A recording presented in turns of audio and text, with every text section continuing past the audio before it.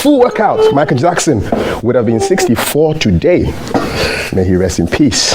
King of pop forever. Even kids of the 21st century are enjoying his music. And I'm sure my guests, Justice Abdullahi and Bernard Odotechi, are Michael Jackson fans. I'm pretty sure of it. Bernard Odotechi is a certified chartered economist, and Justice Abdullahi is a lecturer and a lawyer. Any Michael Jackson favorites for you? Is it a certified lawyer? Economist. I'm sure you are certified, but the Ghana Bar Association. Gentlemen, how are you doing? I just had a nice Michael Jackson workout. He died quite young, you know. I was shocked. I think that was just 2009. Yes. Yeah. I didn't know he was that young. He was young guy. I'm sure if he was a Ghanaian, the commentary would have been that gone too soon. Exactly. Yeah, or painful exit, or something like that. Yeah. Any memories? You have a favorite Michael Jackson song? Well, not entirely. Because almost. The guy's songs were almost every single was a hit. Yeah, like Lumba. Like Lumba, possibly. Was it like Lumba or maybe like Michael Jackson? Exactly. Because Lumba is, I think the Michael Jackson of Ghana. One time. So, so obviously, the two. But for me, my profoundest memories were as kids. There were all kinds of carts and these cameras that you had to scroll. Yeah. I don't know if you remember that camera. Yes. It's a still camera, sort of, and then you have to press. It goes round, and then a picture counts. The viewfinder. Yes. And then, so those ones, I remember I had these couple of ones that had almost 6 pictures throughout, and so. Unfortunately, we are not that beast, so we always have to. So these are all borrowed. Memories. So but otherwise, the guy was a great guy. Yeah. Are you a Michael Jackson guy? Sure. My best song from him is "Heal the World." Oh, Heal the World. I'm sure that's for everyone. Heal the World. Maybe we'll play for you. You have to. You love it. I love it so much because I remember my boss I work under in the Commonwealth, Sushil Ram. He made me love that song to the core. I think every moment before we start working in the UK, he will slot in and it will play. And it makes you feel that we are by just a pencil in the hand of God. Be so. And that if you get a chance to serve people, do it with the highest level of honesty. Okay. And his death reminds me of one time, heroes die young. Jesus Christ died at the age of 33. And small boy. The mission was just to come and save the world. After saving the world, God said, hey, come and be with me. So I think that in my candid view, when you are given a bigger mission in life, God gives you shorter lifespan. That's how I see it. Because the more you stay, the more you become corrupted with society. So let him be. Do your job and go. Do your job and go. All right, gentlemen, you're welcome to the show. As always, we give you a platform, maybe 3-4 minutes, to just speak on anything that's close to that's on your mind that you want to bring to our attention. I'll start with you, Bernard. What's on your mind this morning? Yes, 2 things. Fitch today has downgraded 3 Ghanaian banks, and IMF says that they're going to help Ghana to stabilize the economy. I'm very key and particular on how we indigenize this economy and own it. Now, Kav, let me start with the Fitch downgrade of 3 Ghanaian. These banks are EcoBank, Guaranty Trust Bank, and United Bank for Africa. And it is respect to their operation in Ghana. Okay, because I know EcoBank and UBA are conglomerates. Okay, so this Fitch downgrade is not exclusive to all EcoBank affiliates in the world, but only limited to the EcoBank subsidiary in Ghana. So viewers should take notice of that. Now, the focus is on viability rating. Viability rating, VR simply means your ability to be in business for the next 1 year. And it talks about the fact that they have a grade. They have A minus, B minus, C, and to D. Because Ghana was, downgraded from B minus to junk status, these banks, the subsidiary in Ghana, and I'm choosing my words well, have also been downgraded from their B minus to junk status. What is junk? Junk is worse than D? Yes, and junk is from there, then you go to the worst category. Now, the implication on these banks are that they cannot give out more loans. The deposit they are receiving is being affected. So, if I'm to go by this downgrade by Fitch, it tells me that the cleaning of the banking sector has not worked. And this downgrade by Fitch, discount any argument by Bank of Ghana that the cleanup of the banking sector rather recapitalized the banks. But wasn't it just limited to Ghanaian-owned banks? But these were also part of the cleanup of the banking, because you see, when you clean up those 9 local banks, the presumption was that the remaining banks are now highly capitalized. Mm-hmm. The remaining banks can now stay in operation for the next 10, 20, 30 years. Then Fitch come with a downgrade that even the one that you acclaim that they can survive, some of them, their chance of surviving for less than even a year is questionable.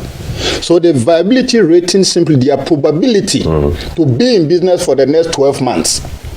And Fitch is telling everybody in the world that EcoBank subsidiary in Ghana, United Bank for Africa, and Guaranteed Trust Bank, they are not too viable for the next 12 months. So that should tell the Bank of Ghana that the operation to clean out the banking sector by kind of clamping down the 9 local banks, in my candid view, was uncalled for. Okay. I have maintained that position on this show since ever I got to this platform, that in my candid view, they should have used a more nationalistic consideration than letting them go. The second one is IMF saying that they are going to help us stabilize our economy. CAF, you see, there is a International Monetary Fund document on Ghana, and there is a review of all the 17 times Ghana has gone to the IMF. And I keep telling myself that, look, if you can eat a whole cow and you are not okay, how would the intestine of a fowl satisfy you? You've been given a whole cow.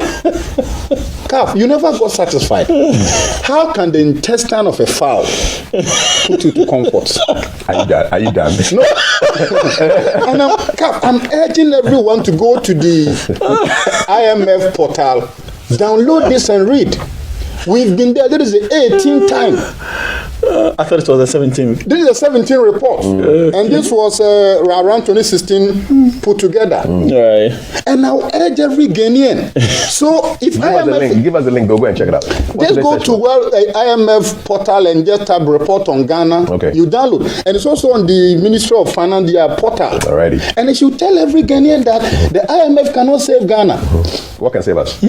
Ourselves. Right. What is it that they're going to tell us we couldn't have done ourselves? Okay. Is it to cut down on our bigger government size? Is it to cut down on corruption? What? So our destiny. In my country, it's in our hands. So for me, if you can eat a whole cow and you're not put to comfort, the intestine of a fowl cannot save you. Thank you for the words so sweet, Bernard. Certified chartered economist, erupting us into Certified by GTV. Justice. What's on your mind this morning? This morning, Yeah. I heard over the weekend. Yeah. The president, Mahama, take this time his concerns over the judiciary and in particular. I would want to stretch the position made by the president to include the entire legal system. What were his concerns? Well, his concerns were mainly about the possibly the perception, the negative perception, and Ghanaians have about the judicial system and how it is gradually losing its place within our body politics and indeed our democratic pathway. Because his opinion was that indeed, considering the nature and the posture of the judiciary in recent times, it has rather generated negative feelings about Ghanaians losing hope in the judiciary and all of that. And for as far as he's concerned, it is not the best. Indeed, a lot of people have spoken against it. And indeed, he raised the issue of the national security, raising concerns about this in a public forum, and rather got a backlash from the governing party, rather than looking at the positives with in the commentary that was made by the National Security Minister, for us to really look at the way our judiciary is gradually giving unanimous verdicts and other kinds of decisions, particularly in regards to political decisions that he believes were not too good for us.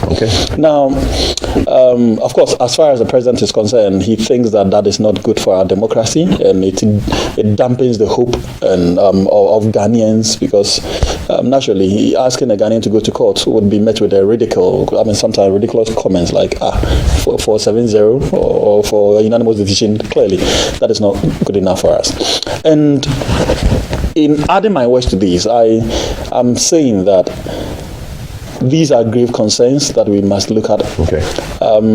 Indeed, the National Security Minister made these comments, and it wasn't taken lightly by the governing party. I think when concerns of this nature are raised, considering our democratic nature and how fledgling it still is, and taking into consideration the environment that we find ourselves, I believe that it would just be good for all of us to listen to such wisdom and find great ways of resolving disputes without necessarily having to look at it from political angles. And having said that, our students will be writing an entrance exam next month. And a lot of comments were made, a lot of decisions were taken that appear to be anti-human rights in nature. Students being asked to endorse a form that ultimately would deprive them of questioning the outcome of the exam that they write. And see, it's like the preparation starts right from this moment all the way to the Supreme Court. And it's so difficult for anyone to speak against some of these conducts. And this is a place that you are taught to be bold and not to be timid, not to be a timorous soul. And you come out as a lawyer, and the very institution that taught you to be to be bold and speak to truth and speak to authority and be upright and forthright with your dealings, the same institutions attempt to gag your thoughts and indeed your concerns, and the institution is structured such that mistakenly, if you are invited over for comments that appear to be in a bad taste, the punishment that will be meted out to you will be unpalatable to anyone in this part of our world. And so this has raised further concerns about how our General Legal Council has been set up, how they sometimes appear to be vindictive, even where genuinely they may be doing what may be good.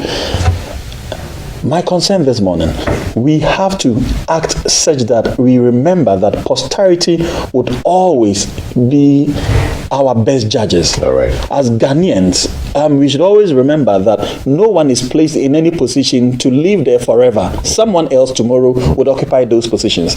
And so in doing whatever we do, we should always remember that we will never be there forever. Somebody else tomorrow will be there. And if someone else will be there, how would you feel? How would you want to be judged by that? How would you feel if your son or your grandson or any member of your family or friend tomorrow appears with before the same panel of members to be adjudged based on the standards that you set whilst you were in office? If you remember this and you're able to act well, I think all of us will be the ultimate beneficiaries, because we must act for the interest of Ghanaians and not for a sectional interest. Indeed. Those are the thoughts of my guests, Justice and Bernard, and your WhatsApp number for you to also express your thoughts. 055 is 055-556-1034. Views expressed on this show are solely the views of the panelists and not the views of Ghana Broadcasting Corporation. So, I was forwarded a very gruesome story yesterday by my good friend Oscar Provençal, who has always been worried about the lions in the Accra Zoo. And as far as he was concerned, he's not going to go to the zoo because he was afraid that the lions would break out and cause mayhem.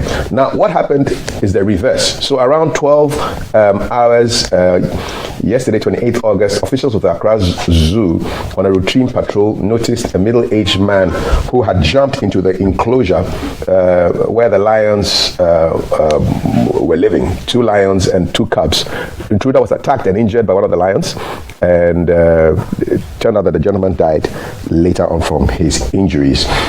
On the line, we have from the Accra Zoo, the corporate affairs manager of the Forestry Commission, which is in charge of the zoo, Joyce Kwafu Ofori. Joyce, good morning. Welcome to the show.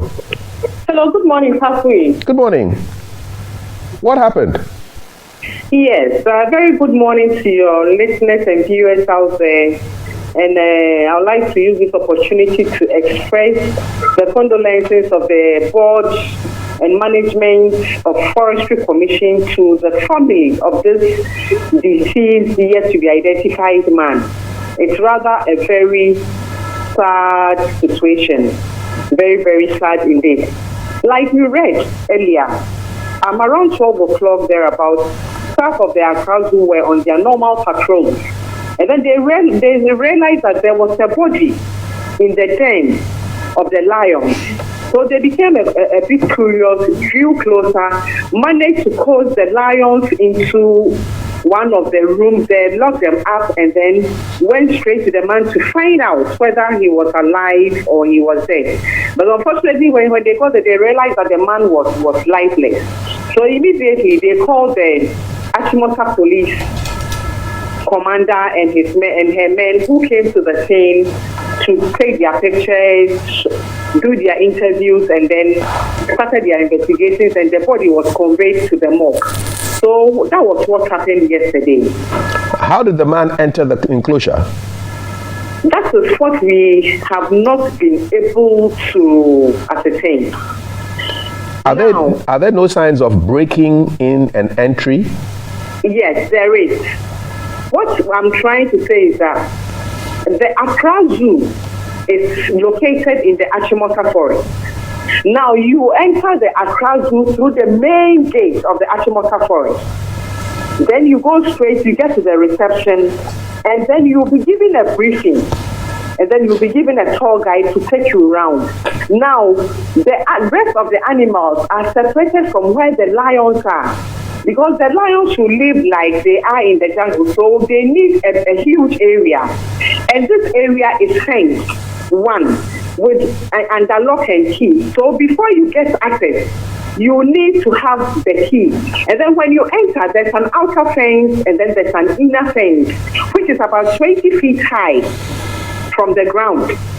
So what we realized was that this man climbed over the fence, scaled over the fence, and entered the lion's den. So that was the sign we have. If you look at the pictures, you can see very clear that is the evidence of a break-in. There is an evidence of where the man climbed into the den. So I've been to the lion cage. I've been there twice, and I know it's a double fence. So there's a one outer fence and then a second. Exactly. He climbed both fences. Exactly. Wow. Exactly. And, and these are 20-foot fences. Yes, 20 feet high. So in fact, we are all baffled. What kind of injuries did he sustain? We can't really tell. You know, when it happens like this, you are not expected to touch the body because we'll be calling in the police. Yes, but did you see the body though? To do their investigations and then bring us their reports, and then we will share with the public. Did you see the body though? I didn't see it, but some of the workers saw the body. Were they able to describe what happened to him? Not really. Not really. They didn't touch it, but they just saw the body lying there. The body was not eaten up by the lions. No. The man died from injuries. So we are presuming that he was attacked by exactly. lions. Okay. Because he wanted to invade their privacy sort of. Now, this is a tourist attraction. What are you doing to allay the fears of the visiting public? I've been there 2 times. What would make me want to go back there for a 3rd time? I will encourage you and everyone out there to go there again and again, because it is a very safe place. Now, the point I want to emphasize on at this point is that the man didn't go there a visitor to the zoo. Okay. Because if he had gone there, he would have been accompanied by a guide who would take him around and Right. show him the various cages of the various animals at the zoo. Okay. That's why we are referring to him as an intruder. What he was going to do there, no one knows. Why he went there, no one knows. Who he is, no one knows. So I want to assure the public that our workers are well trained, very well trained. They are professionals on their job. They know exactly what they are doing. We have the right caliber of staff, including a resident veterinary doctor who takes care of the animals. Okay. So we are on top of our jobs, and the place is very, very safe. Is this the first time? Because- Is this the first time the lion enclosure has been broken into? Yes, please. It is the very first time ever since they were brought in. Where are these lions now? They are still in their den. They are still there. Yes, they are very safe. Nothing happened. And they are still in their enclosure. No lion has escaped from the Accra Zoo. Has the fence been repaired? Come again. Has the fence that this chap jumped over, has it been repaired? It will be done this morning. Very early this morning. Mechanics will go there and get it fixed. Has it not taken too long? This attack took place yesterday at 12 noon. Yes, but then we can't do anything till the police come in to do their investigation, take pictures, and then do that. And where it is on top.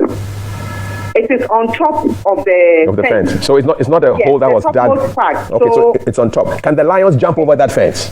No, please. No, please. 20 feet, 20 foot wall. No, please. It is not possible. Do you have any cameras around the enclosure to catch movements of people? For now, no. I don't know the last time you went to the zoo, but anyone who has been there recently will agree with me that we are doing a lot of renovation. Yes, I was there last month. A facelift. We are giving a facelift to the zoo, and after that, a lot of these measures will be put in place, and I don't have to disclose it on air here. Right. So, yeah. Okay, Joyce, any last message you'd like to give the public before I let you go? Yes, I want to assure the general public that the zoo is safe because the workers of Accra Zoo and Forestry Commission, for that matter, we are on top of our job. We know what we do, and we have the safety of all our visitors at heart.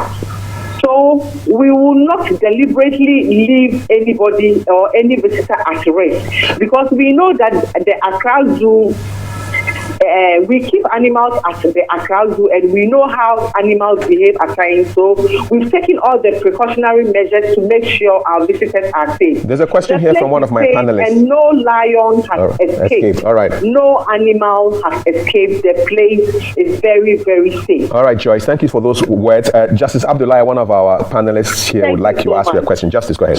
Hello, Joyce. Mrs. Ofori. Yes, sir. So, what's the size of the zoo? The zoo currently is about 19 hectares. And 21st century, you do not have CCTV cameras to be able to determine what goes on per minute basis.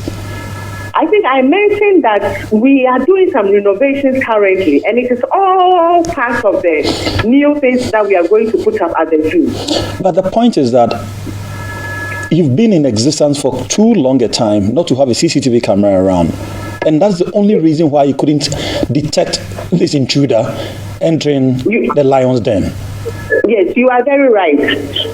So how many times, how many casualties might have occurred without anyone's knowledge? It occurred without anyone's knowledge because I mentioned earlier on that where the lion's den is a bit secluded from where the rest of the animals are. Shouldn't that be the reason why there should be a CCTV camera? That's urgently, actually. Why, and that's why I'm saying that we are doing renovations and we are giving the zoo a facelift, and all these things will come into place.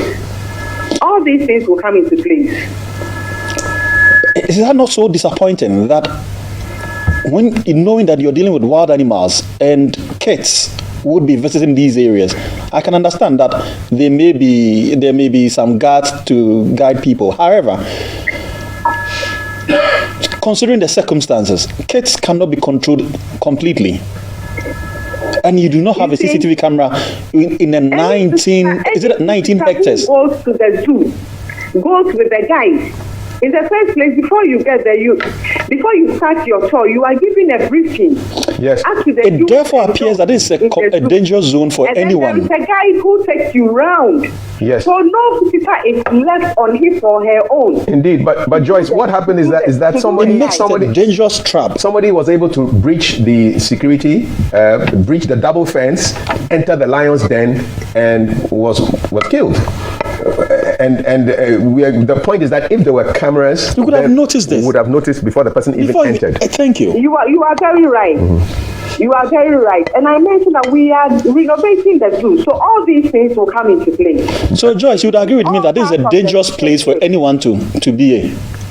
Come again, please. You would agree with me that this is a dangerous place for any guest, whether intruder or not. It is not a dangerous place at all. Because you can never tell when a person would go outside of the purview of your guard or guide. We know how we handle our visitors. Let's leave it here. They've been trained for that. Okay. They've been trained for that. What this man went to do and why he decided to climb over the fence has not been established yet. Right. There's one last question from the other panelist, Bernard. Bernard, go ahead. Mr. Ofori, good morning. Good morning, sir. Don't take things personal. Because if there had been a good news, you'd have laughed over it. So I have two questions for you. Quick one. Does Accra Zoo have an insurance and risk management policy? Your answer will determine my next line of question. I'll have to find out from the Accra Zoo manager or the executive director of the Wildlife Division. Okay, next question. Do you have a liability insurance cover for the facility? Yes or no? I'll have to find out too from the executive director of the Wildlife Division. Let me tell you one thing before you go. Yes. If Ghana were to be a litigant country like UK, people will flout your doorstep with legal suit here and there. From your response, you want to just protect the Accra Zoo management and yourself. But I'll beg of you, tell the management, number one, I know you people don't have. Number one, you guys need to put together a comprehensive insurance and risk management policy for Accra Zoo. Number two, you guys need to have a detailed liability insurance cover so that in matters of this nature, it will exonerate the country or the government from any financial consideration. Thank you. Thank you for your advice. Well noted. We'll leave it here, Joyce. Unless you have anything you want to say, want to leave it here this morning. I want to assure the public that no lion has escaped, as some news went around yesterday. All right. The lions are stolen. There is no animal has escaped, and Accra Zoo is still safe.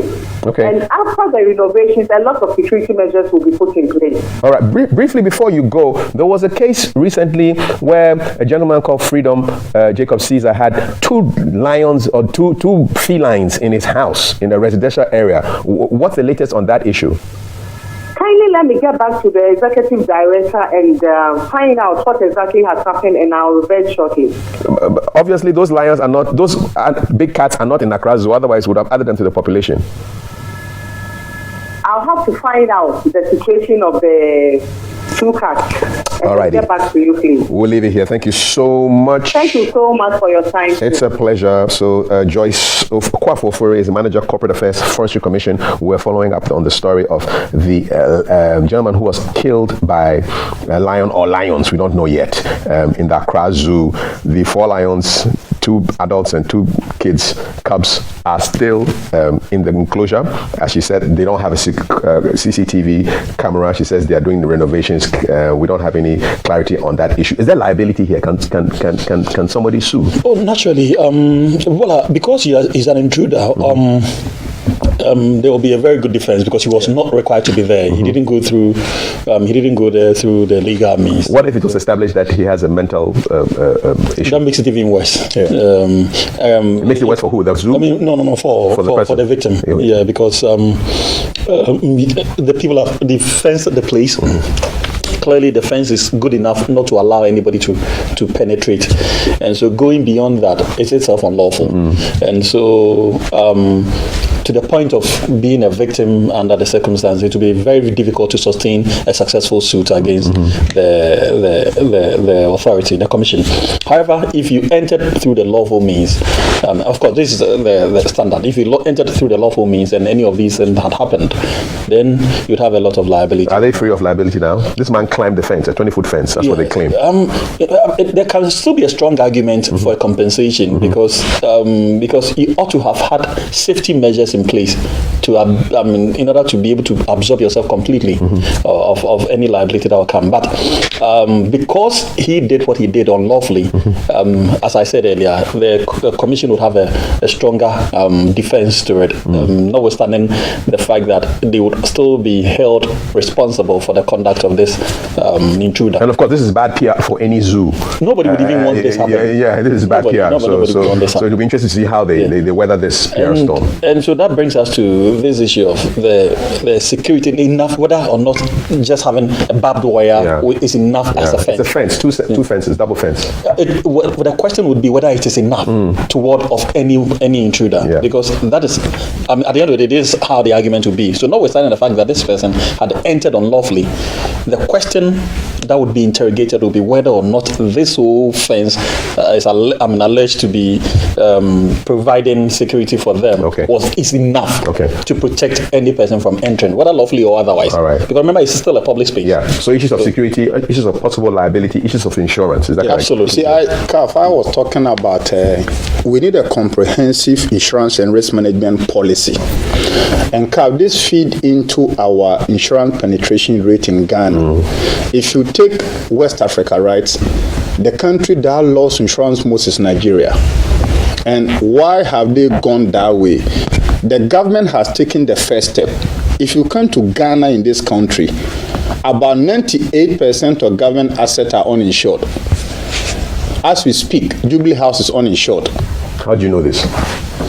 Well, let me just add that the state doesn't take insurance policy because the state's principle is that it has all the resources let me make a point. Because insurance is simply a pool of resources to compensate. And the state has the most resources. Let me explain to disabuse that position. Okay. No, I was just supporting your position. Yes. Why do you see that? Not him, but that kind of thinking with our government here. Go to UK. The reason why insurance is so improved is that the government first insure its assets. Because if you, the government, you are not showing the way, you don't expect the citizenry to follow. So, Parliament of Ghana is uninsured.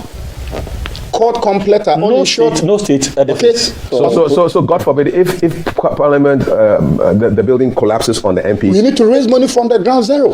So the position is that. In fact, you may be going too far. Go to the National Theatre. You are to this area. So if you are at the National Theatre and anything, the misfortune happens, everybody there is there at his own risk.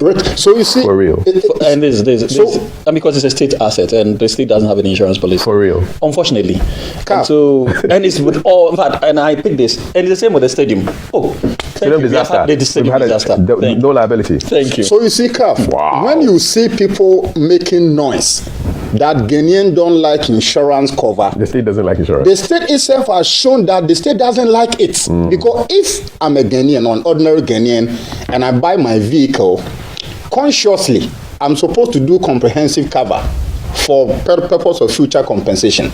But because I see the state not insuring what they have to insure, the motivation to do is not there. In fact, most car owners, if not for the purpose of MTTD harassment on the road, they will never do third-party cover. So the argument I'm making is that in this country, if we want to create patient fund, let's take insurance right from the government. So imagine government insuring all its assets. And doing it under co-insurance means that government can select the first top 10 insurance companies in Ghana and say that every year the premium government to pay will be around, let's say, 20 million Ghana cedi. Now we are distributing this cover among 10 best top insurance companies in Ghana. When government does that, then the citizen will emulate. So when I put up my home in Adenta, in Medina, I will insure. Now, the more insurance is taken seriously in an economy, the more it creates a strong capital base and formation in the economy. So under Accra Zoo, I want to encourage the government for the very first time, let them have a comprehensive liability insurance cover. Already.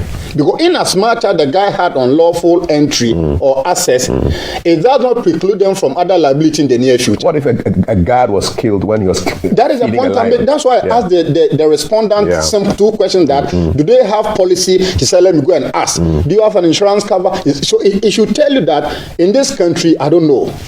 It's something else. What I do know is that this is a conversation that is on the lips and in the minds of a lot of you. Your messages are coming in 055-556-1034. My guest is Bernard Injustice, and we are going to Agbogboloshi. I love the sound of this word, Agbogboloshi. Yeah, you need to eat well before you pronounce this. Agbogboloshi. And there's a bad road there, and Darrell Alantego is reporting on this road that is endangering commuters at Agbogboloshi.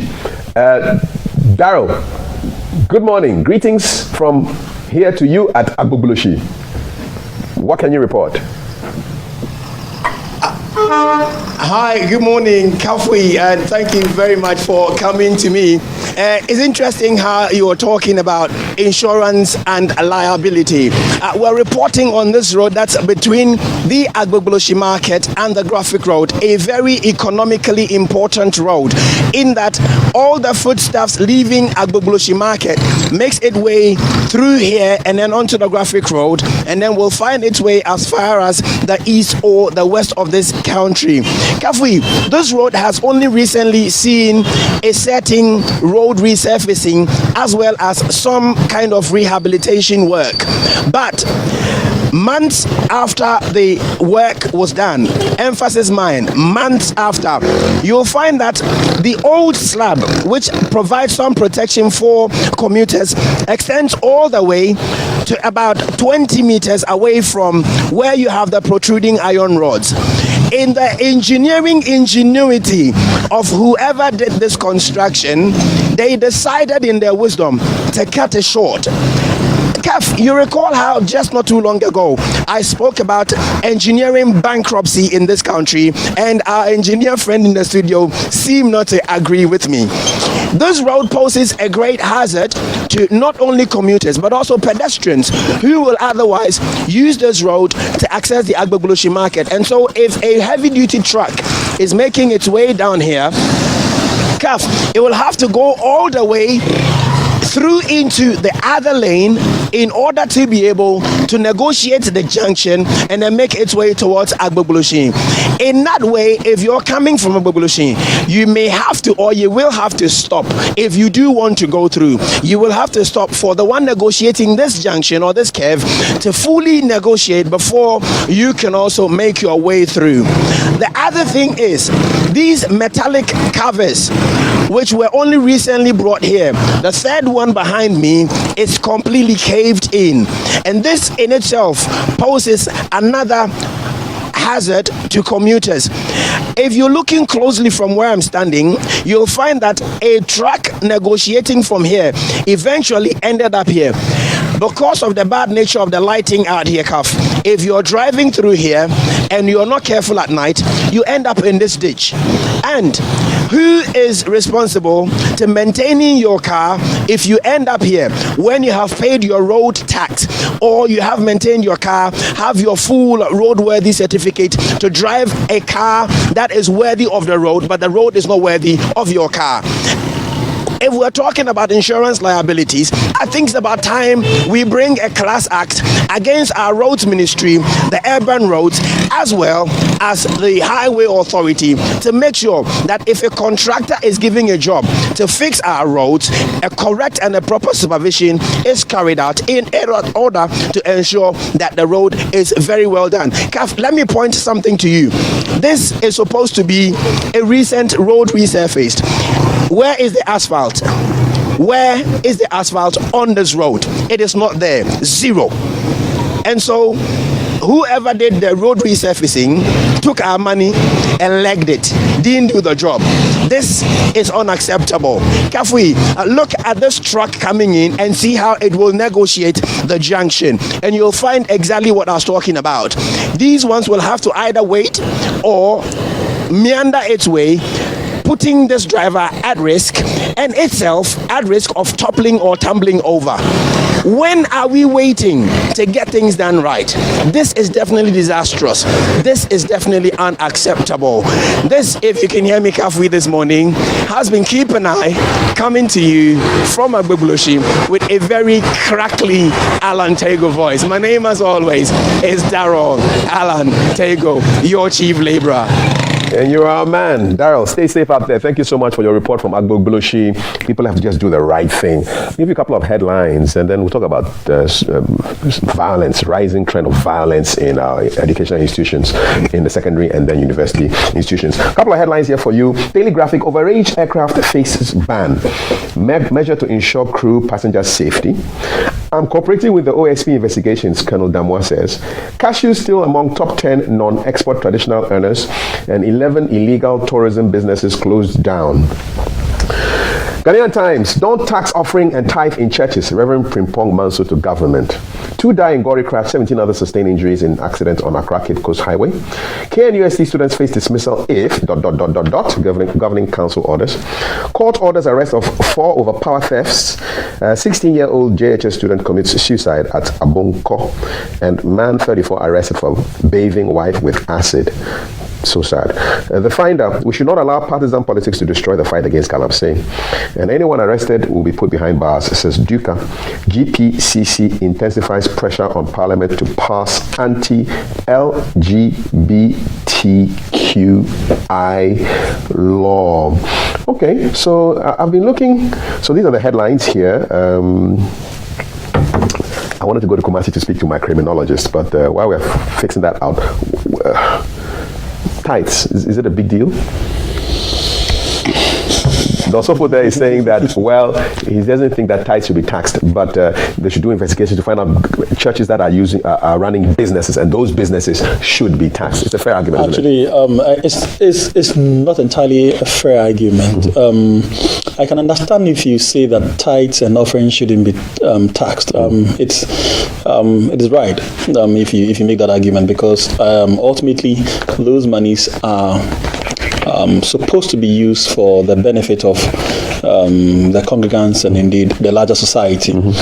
Building of schools, building of churches to as it were, train and guide and build moral, good moral characters within the society is something that the state cannot afford to lose if you are taxing churches. Some indeed build hospitals and all of that. So however, we should ring fence the tithes. We shouldn't tax the tithes. Okay. Yeah. However, the monies, possibly what we should be looking to tax should be investigating, auditing amounts spent outside of outside of the tax net. What's it called? The tithes and the offerings. Like, so monies that are not going to buying luxurious vehicles for pastors and their leadership. Okay. Monies that are going to buying luxurious properties across the globe for pastors and the church leadership. Those monies clearly cannot be part of monies that inure to the benefit of the larger society or the congregants. So those ones should be taxed. And so those ones, I strongly would urge that they be taxed. But my 10% no. Your 10% that goes into, because my argument is this, that those monies are intended for good purposes. Okay. It is not a good purpose if the pastor is using this for his private benefit. That's not a good purpose. That's a good purpose for him. Of course, but we are looking at the society. We are looking at the country in general. Clearly not in the individual. So we need to be able to audit how much of these tithes, how much of these offerings go into private pockets. Okay. Those ones, I think we can easily tax them. Okay. Those that do not go into building of hospitals, building of schools, building of other community beneficial social facilities should be taxed. Of course, those that also go into these areas. So if you go into building of hospitals, if you go into the area of building of schools, like Central University, like Pentecost University. Yes, all those ones. That area can definitely, it's not a church activity, even though it is owned by the church. Okay. So So that part is where his argument is that that area could be taxed. Of course, I support that as well. Right. That part should be taxed. Those that go into building of hospitals, we can look at how, the income level of these areas and then tax them, of course, because there are no free services that are being offered. People are paying. And so the payments that are going on, we can tax such areas. But to put this in a blanket and say that it shouldn't be taxed, as tithe and offering should be taxed, it may be a difficult argument for me to be supported, because some of those monies do not go into areas that benefit anyone in any way. I get you. Bernard, to tax or not to tax, is that the question? There is a very contentious issue, and that let's first of all establish that Ghana is a secular state, and it is not there to advance any interest only for pagans, atheists, Christians, Muslims, or otherwise. And that once it's a secular state, anything we can do to promote the welfare of the state, I am for it. Is Ghana really a secular state? You It hear is. Muslim and Christian and traditional prayers at state functions. But we have not been able to encrypt it in our constitution.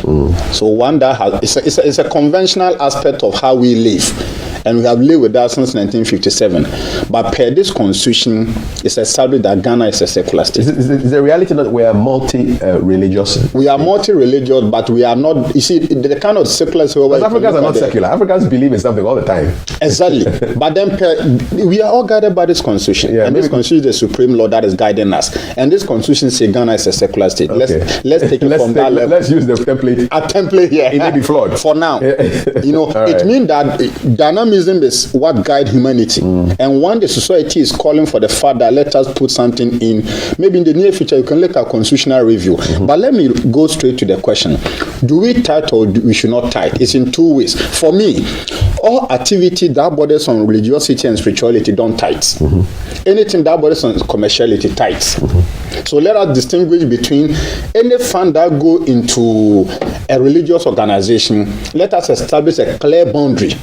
Which one goes to support humanity, religiosity, and spirituality?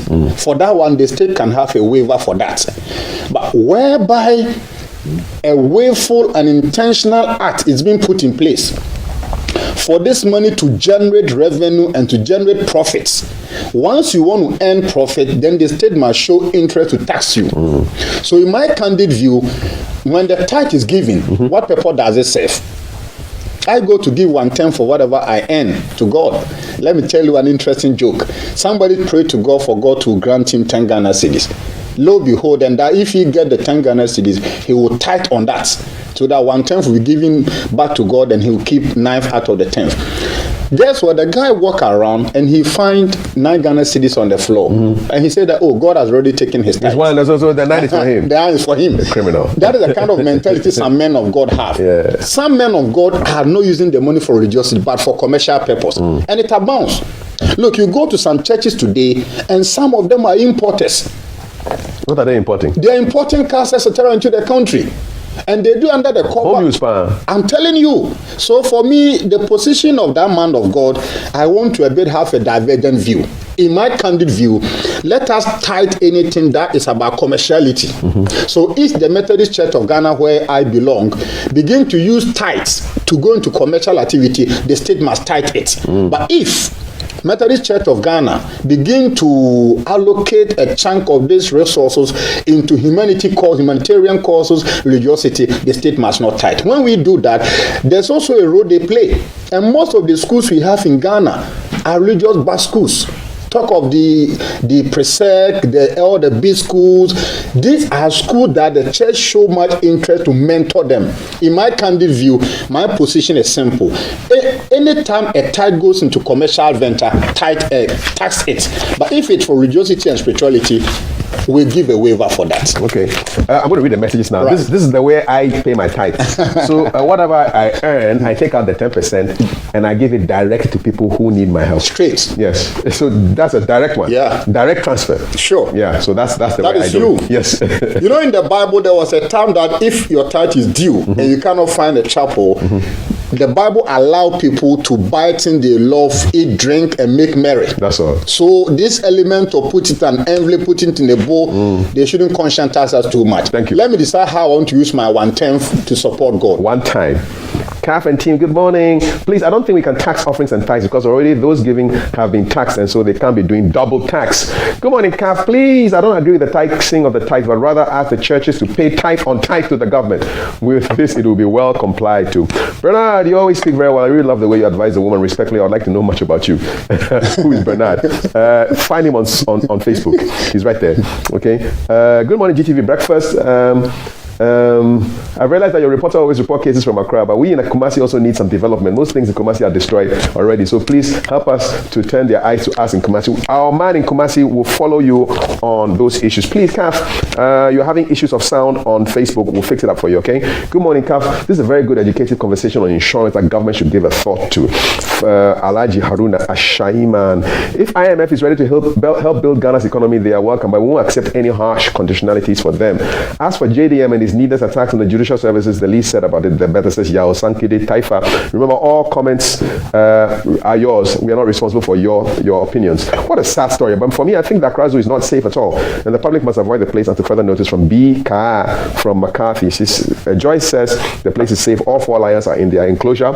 We are worried about CCTV issues and insurance issues as well, not just for visitors, but even those who work there. CAF, greetings to you. Good morning. I recall a panelist in your studio a couple of weeks ago raising his voice on the possible risk that can occur in Accra Zoo, but we didn't take him serious. I remember this and you were even making fun of his point. Ghana, we must be more serious. It was Oscar Provençal sent me the story yesterday. He didn't put any comment on it. I think here's his tone, I guess. Really painful. Somebody's talking about Libyan quarters at Medina, there's youth smoking marijuana, toffee, other substances. Religious leaders, family heads, governments, and NGOs should act fast to curb the menace before it gets out of control. We're going to be talking about the rising trend in marijuana abuse in the next segment. The questions Justice Abdullah was asking the woman were as if he was doing a cross-examination in court. You guys have forgotten the guy went there unlawfully. Why are we forgetting that? Make recommendations. Good morning. Lions don't eat already dead things. They may attack that body if it's thrown into their den. Then realize it's dead, don't eat up the body. No, I disagree. I went there and asked them, how much meat do you feed these lions? They say they drop a cow on them every 3 or 4 days. And that cow is definitely not alive. Okay, so, yeah. So many questions to answer concerning this incident. Was the person already killed and thrown in the lion's den? That must have been a lot of effort to climb a 20-foot wall. With a dead body. With a dead body to drop and go. Clearly. Yeah, so let's think about it carefully. That's a lot of work to do. Always glued to my set for an unpredictable yet awesome GTV breakfast experience. Yeah, we're talking about lions and insurance. I mean, look at the link. It's Buenos dias. Gracias. Announce to the general public. Okay, right? You're doing a free advert on my platform. Thank you so much. Indeed, the comments made by the former president are unfortunate and derogatory to the Supreme Court, says Abdul Razak. General, you think that the president is a beneficiary of the same court he's demeaning today, and you say the NDC went to court without hardcore evidence. He should apologize and never try to demean the image of the judiciary in the country, says Abdul Razak. Good morning, King Kaf. The authorities of the zoo need to install security cameras at these areas. Besides, until a doctor has examined the body, we cannot conclude on what killed the person. Thanks for the good work. Thank you so much. These are the messages. Okay, so I'm going to now to speak on issues of messages. There are lots of messages, yeah. Well, this shows they love it. There are plenty. So there's been a trend in what appears to be a trend in violence in educational institutions. There's even a story in today's papers concerning KNUST students facing dismissal if they are found guilty. Of course, governing council is ordering that. So we're looking at issues of violence in educational institutions. I want to just give you a quick timeline. So August 5th, 2022, clashes between Vandals and Vikings in University of Ghana campus. August 18, Conti and Katanga Hall clash in KNUST. July 5, electronic system hacked during SRC elections. College of Kintampo, College of Health, there was confusion there.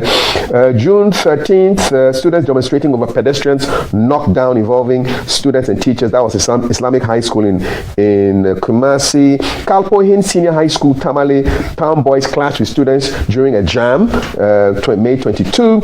Accra Senior High School, Lower Manya area, chaos in school after students beat a suspected thief to death. That was in January 2021, January 21st. What's going on with the seeming rise in violence on school campuses? Sir Jones Opoku-Ware is a criminologist. He's at the KNUST, and he's going to talk to us about what appears to be a trend in violence on educational institutions.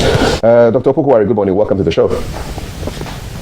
To my brother Kafi. How are you and your viewers? We're doing well. Have you noticed this trend in what appears to be increasing cases of violence on educational institutions in secondary schools and universities?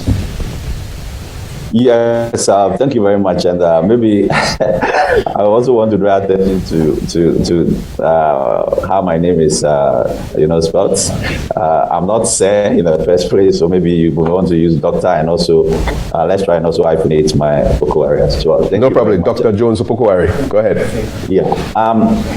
It's true, there is that pattern that I've observed over the period, and it's something that I would say is quite worrying for everyone. And I think that this is not something that as a country we have to just sit down and allow to go on.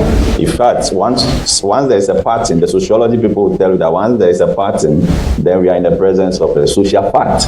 So once we are seeing that kind of pattern manifest over the period, then it is very important that we look at it and try to do something about it. So it is something that I have also observed based on the data.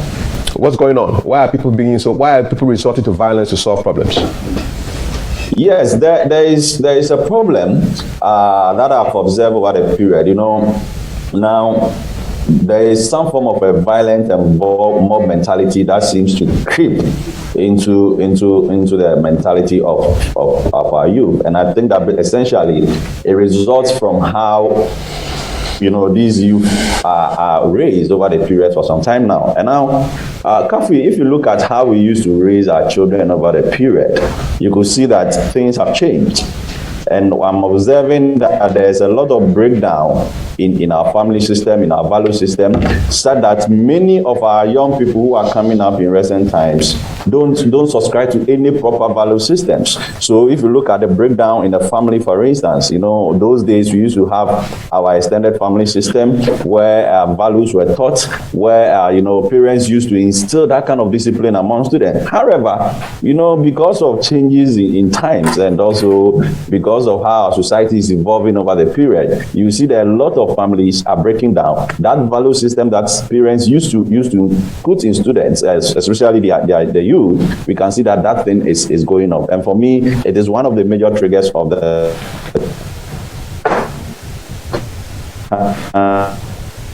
We're trying to establish contact on the Zoom. So he was blaming the family system. Yes, go ahead. Behavior, or because there's that I'm trying to clear up the Zoom line.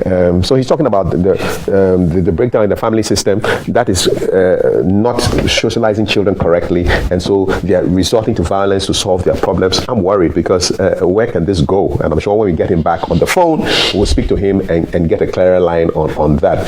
You've seen that trend too, have you? Yeah, I'm a personal victim of this. Back in 2005, 2006, I think. I was the SRC Vice President of University of Ghana, and during one of our elections, in fact, the SRC elections, we had such a massive violence visited on us. Back then, Okudzeto was the NUC's president, and in fact, actually, the triggering factors started from Okudzeto Ablakwa, the former minister. Hold that story for me. let me finish with Dr. Opoku-Ware. Dr. Opoku-Ware, hi, we got you back. So, what's going to be the effect of this breakdown of family values, a lack of training for children? What can you see down the line when you look into the future?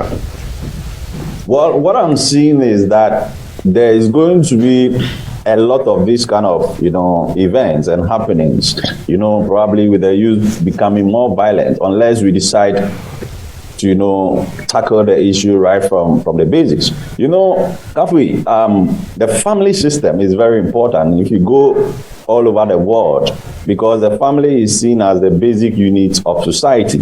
It is the family that is supposed to raise children to become fitting members of the society. In fact, the family actually reflects the larger society. So if you have bad family systems and bad families, you are likely to have bad societies. So until the family goes back to the basis, where parents had more time for their children, where even other relatives also had the opportunity to even discipline children and instill in them the values that will make them befitting members of society, I'm telling you, we are in for the long haul. And I'm beginning to see that because the society is changing, because Ghanaians are becoming more, open to a number of things, especially when it comes to issues of job. People don't even have time for themselves. They don't even have time for their children. I am beginning to see that it is going to cause our youth to be raised by the streets. And once the youth gets raised by the streets, trust me, the things that happen on the streets, and the outcome that we can all anticipate. It's a grim thought. I'm looking at all the schools that I cited that experience violence. All of them are public schools. Does that mean that the private schools are immune to this kind of behavior? Well, because you see, it's not like they are immune. But if you are very honest with me, in those days, we used to say that it was the children of the wealthy that used to misbehave. But look at the patterns of the violence that we are recording over the period. Trust me, if you should go into the background and do a background and demographic analysis of most of the children or the youth that engages in this kind of violent acts, most of them are from very poor homes.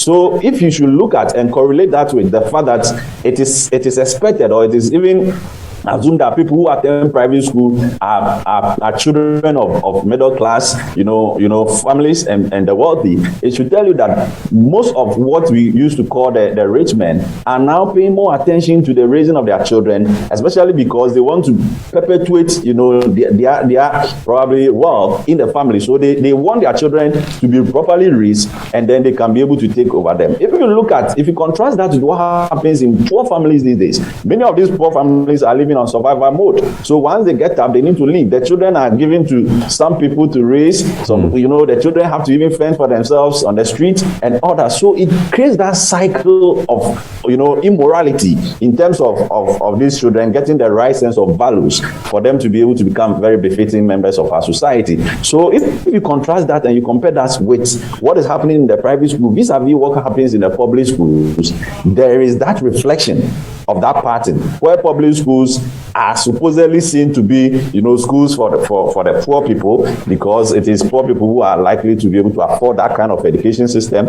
And you compare that to the primary schools where it is seen that many of these rich people and the middle class send their children to, and who are mostly, more disciplined and try to look at what their children do and do not do over the period. So that is why we are seeing these patterns that we have. Leave us with some hope. What are solutions? How can we make this better? Well, what we have to do is that we have to go back to the basics, Kafui. For me, as a parent myself, I think that being able to inculcate into my children the right set of value system. Values are essentially our sense of right and wrong. So if people do not have values, if they don't have that kind of value system, I'm telling you, even when they do wrong, they will not see the wrong as wrong. Okay, so we have to go back to the basics. We have to make sure that our children are properly raised. We must have time for them. We must instill in them that sense of values of rightness. Okay, right. Because look, Kafui, children, whoever they will become as adults is determined in the first 7 years of their life. Okay, so as parents, that is the most important stage we have to pay attention to when we are raising our children. We don't have to just leave them to anybody. Let's instill in them at that stage what is right, how they can become befitting members of society, because the scriptures even tells us that you train up the child the way he should go, and when he grows, he will not depart from it. You cannot change the person when the person is already grown. Their value system will become tested, and many of them, if you don't take care and the right value values are not in them, it becomes very difficult to modify their behavior. So going forward, this is what I want to leave to all of us as Ghanaians. Let's go back to the basics. Let's have attention on our kids. Let's raise them with the right set of value systems, and the society will be more orderly. Let's revert to factory settings. Thank you so much. Dr. Jones Opoku-Wari is a criminologist, and he teaches at KNUST, Kwame Nkrumah University of Science and Technology. We're looking at the rising trend of violence in schools and universities. I know Justice is dying to share his story, but briefly, what do you make of what you heard from the criminologist? He's spot on. Mm-hmm. You know, you see, Ngugi wa Thiong'o said that a man fathers a child, but the whole community brings the child up. So, in as much as you can have your private affair to impregnate somebody, the upbringing of that child is the responsibility, the collective responsibility of the entire society. Ironically, the society we live in today does not allow people to correct the ills of a child. Woe betides you when you try to correct the wrongs of a child that's close to your neighborhood. Justice's colleagues will take you to court. Exactly. So you see, we should go back to our roots. What were the things our grandfather did that brought us to where we are? And for me, if you look at people who are 50, 60, 45 years, they had a totally different upbringing. Today we live in the internet age, and I know my rights. I think we begin to start knowing more of our left than the right, because you see, the knowing of the right is ending us where we are. You know, you cannot copy blindly. You know, those advanced countries where we think that we are fighting bread and butter issue. They are fighting Internet of Things. They are doing artificial intelligence. We are here doing bread and butter. Your road is deplorable. So when we want to leapfrog and compare ourselves to Europe, Asia, at times it doesn't sit properly with me. I would love somebody to cane my child for him to deviate from the wrongs than for me to pamper my kid and he will end up being an armed robber. So it's true, society has failed us, but on the school in fighting and the clash, I have also been a student leader before. And Calf, I want to prescribe a solution. Let us formalize all traditional leadership in the universities. You know why? You go to University of Ghana today, on paper, and the Commonwealth JCR Constitution, the chief under is not there. But it is the most superior authority in Commonwealth Hall. Go to Sabah Hall. The Opo Lord is not constitutionalized.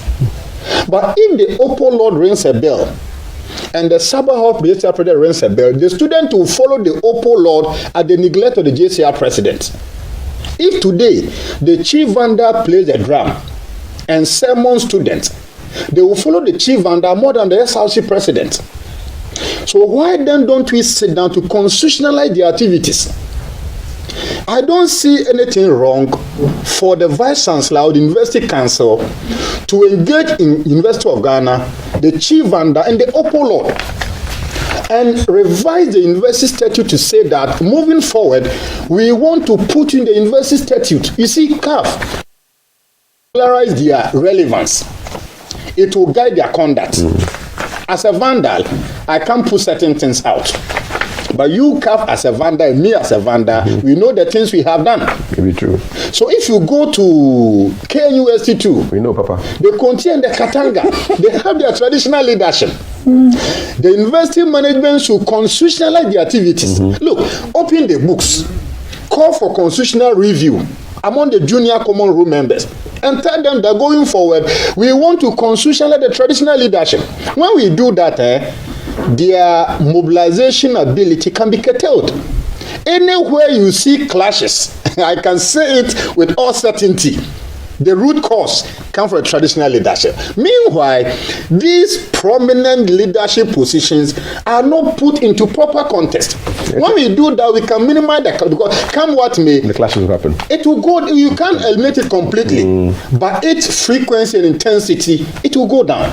It's a very novel suggestion. We'll see what the public thinks of it, and it's thanks a lot, Bernard. I've gone through it. Yes, and there is what I think can work. Former JCR president, right? Yes, yeah, right. I've dealt with the chief and I've dealt with the Opo Lord. Yeah. When you put them in a constitution, they'll act properly. Bernard Odru Kechi is a certified chartered economist and he makes our Monday mornings even more memorable. Justice. Yes, Carl. Parting shots. I think some of the root causes of the clashes are also political infiltration into student politics. And this is real. The national politics has entered deeper into student politics and it's become the bane and sometimes the troubles that these conflicts revolve around. Because particularly with the advent of official or formal political politics on campus, i.e. the TESCONs and the things and all those things. So students' elections are... It's a political affair. Has become naturally political, national. So we need to depoliticize it. So we need to work on that. And it's part of the reasons that occasion the conflict that I was sharing was with students back in 2005 thereabout when we were handing over. This was an election that was Sami Oku of the MPP, now National Lotteries, yes, was then he was coming from what's it called, Commonwealth, and other candidates from I think from Sabah, and Samuel clearly, in fact, and Lord Hammer, I don't know whether you remember Lord Hammer. Candidate. Yeah, Lord Hammer, who was the sister of Victoria Hammer, the former minister. He was in the same elections, and if I tell you how this whole election resulted in a massive onslaught. You were attacked. Oh, well, personally, I wouldn't say personally, but yes, there was violence. There was huge mass of students from Commonwealth who descended all the way to the SRC Union building, where we lived as SRC executives. And I'm sure you know the Union building, close to Sabah House. You can just imagine what could have ensued. So we had to quickly evacuate almost everyone within a very short period of time. And the police, in fact, so when I passed through Legon campus last 2 weeks when the violence occurred, it was the exact scene. Policemen all we all have stories of all that. We also had police back in the 90s. And this was it's not a kind of thing that you like to see at the university at all. But unfortunately, this is what's happening, and so we need to relook at how some of these things go on and find a better way of resolving it. I've heard that JCR is being dismantled or sort of from the university statutes. Briefly, you agree? Disagree? It's something I do not add to that. I do not think that is a root cause of the things going on. Maybe a better regulation, better management. In fact, I would rather support a call for females into these. You want to import females into these halls. I think it is the biggest way of resolving the problem. Were you in Commonwealth Hall? I wasn't in Commonwealth Hall. I was the chief farmer. We don't want females. Do you want females in Commonwealth Hall? From the Hall of Excellence. No. Of course, it's not about you. It's not about what you want. It's about how to curb the violence. Alrighty, okay. Having said, I have to go. We have to go. Let me say just one thing. Putting ladies in Commonwealth won't curb any violence. The tradition must hold. Gentlemen, I need to mention 10 seconds. Yes, 10 seconds. Genevieve from, in fact, what was it called? GCB Bank was a GCB Bank branch at airport. I have experienced their services. Great service for them. And it's one of the, in fact, it's the best you would ever have as a bank in GCB airport. And guess what? This is coming from GCB. Okay. I'm not talking about any other bank. I'm going to do mystery shopping. And I would strongly recommend that you go there. And you can talk to the managers there. She's Genevieve. Okay. And she's a fantastic woman. We like good news. And I'm mentioning this because it's GCB. Because it is the allegation is that anything with Ghana is not good enough. All right. But GCB, no, we got it. Airport branch. I'll go. I recommend it. Justice Abdullahi, Bernard Odotechi, thank you so much. We play this one for GCB people at the airport and all people who are giving us good customer service. Today is Michael Jackson's birthday, so we've declared it Michael Jackson Day. Here comes the Michael Jackson video for you. We've got conversations on insurance. We've got conversations on ganja and tourism. You stay with us. Don't go anywhere.